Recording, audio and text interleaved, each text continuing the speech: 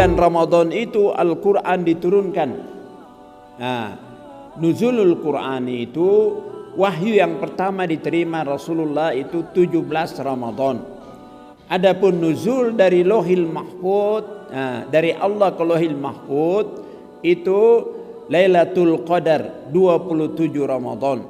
Nah, sekarang syahrul Ramadan alladzi unzila fil Qur'an hudal linnas. Al-Quran itu hudal linnas wa bayyinatin minal huda, petunjuk dan pembela dari petunjuk.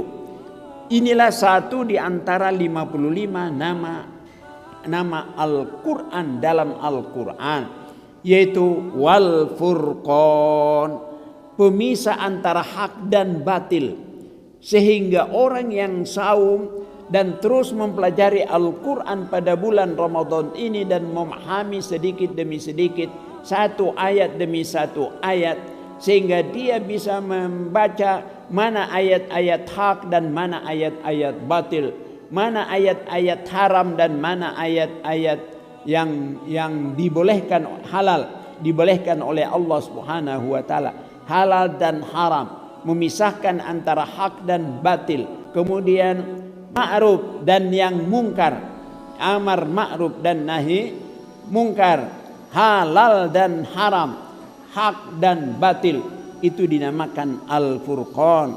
Sehingga dengan didikan Ramadan ini terjadilah furqanisasi dalam kehidupan kita sehari-hari. Pandangan mufassir tentang ulul azmi.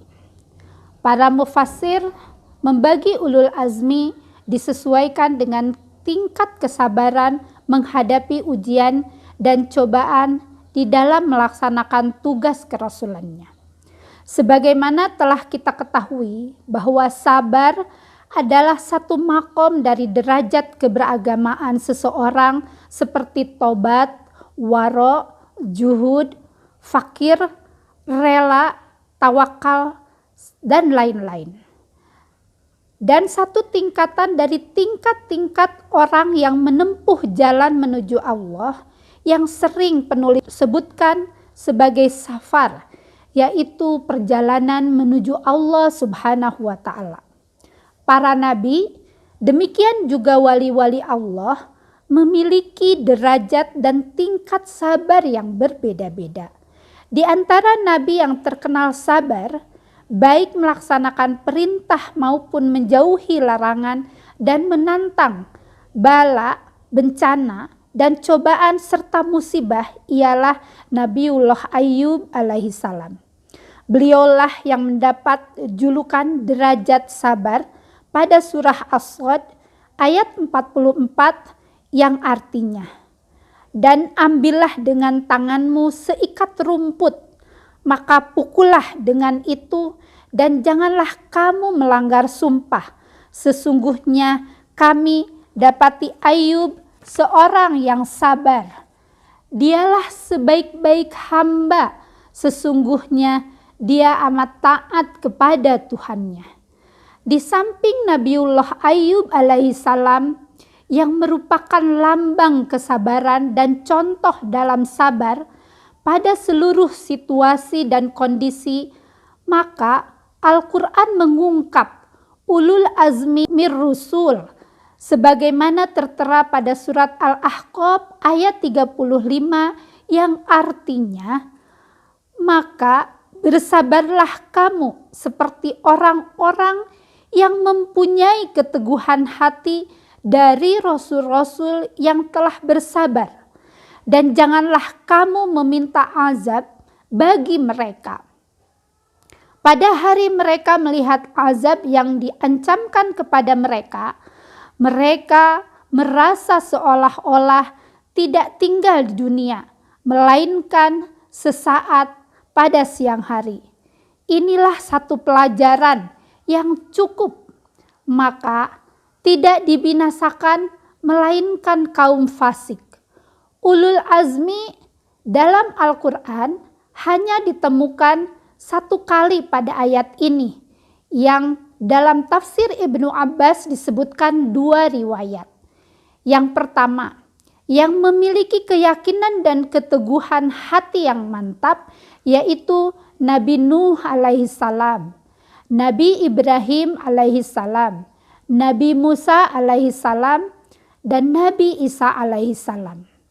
Kedua, yang memperoleh musibah sangat berat dan kesabaran kuat menghadapi musibah, yaitu yang pertama Nabi Nuh alaihi salam, yang kedua Nabi Ayub alaihi salam, yang ketiga Nabi Zakaria alaihi salam, dan yang keempat Nabi Yahya alaihi salam. Sedangkan di dalam tafsir Mahasin At-Takwil 20 ada 7 pendapat. Pertama, seluruh rasul. Kedua, 4 orang ialah 1 Nabi Nuh alaihi salam, kedua Nabi Ibrahim alaihi salam, 3 Nabi Musa alaihi salam, yang keempat Nabi Muhammad sallallahu alaihi wasallam. Ketiga, 5 nabi, yaitu yang pertama 1 Nabi Nuh alaihi salam, yang kedua Nabi Ibrahim alaihi salam, yang ketiga Nabi Musa alaihi salam, yang keempat Nabi Isa alaihi salam, dan yang kelima Nabi Muhammad sallallahu alaihi wasallam. Golongan ini berkata, keempat 6 orang, yaitu 1 Nabi Nuh, yang kedua Nabi Ibrahim, yang ketiga Nabi Musa alaihissalam, yang keempat Nabi Isa alaihissalam, yang kelima Nabi Harun alaihissalam, yang keenam Nabi Muhammad sallallahu alaihi wasallam. Yang kelima ulul azmi 7 orang. Yang pertama Nabi Adam, Nabi Nuh, Nabi Ibrahim, Nabi Musa, Nabi Harun, Nabi Isa, Nabi Muhammad sallallahu alaihi wasallam. Keenam, ulul azmi 9 orang.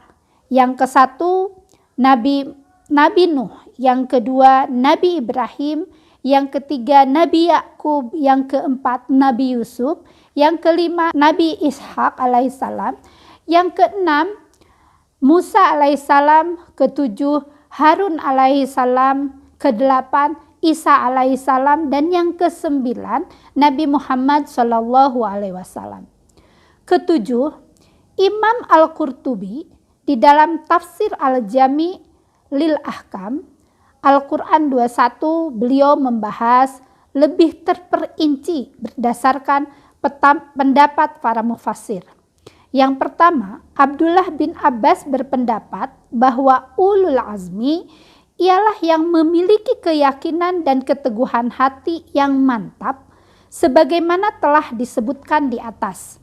Kedua, Mujahid berpendapat bahwa mereka itu ada 5 orang, yaitu Nabi Nuh alaihi salam, Nabi Ibrahim alaihi salam, Nabi Musa alaihi salam, Nabi Isa alaihi salam, dan Nabi Muhammad sallallahu alaihi wasallam. Mereka inilah yang memperoleh syariat dari Allah Subhanahu wa taala.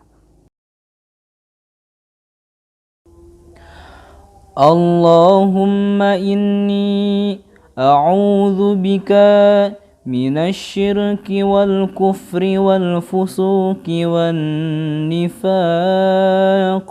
Allahumma inni a'udzu bika an usyrika bika wa ana a'lamu wa astaghfiruka lima la a'lam.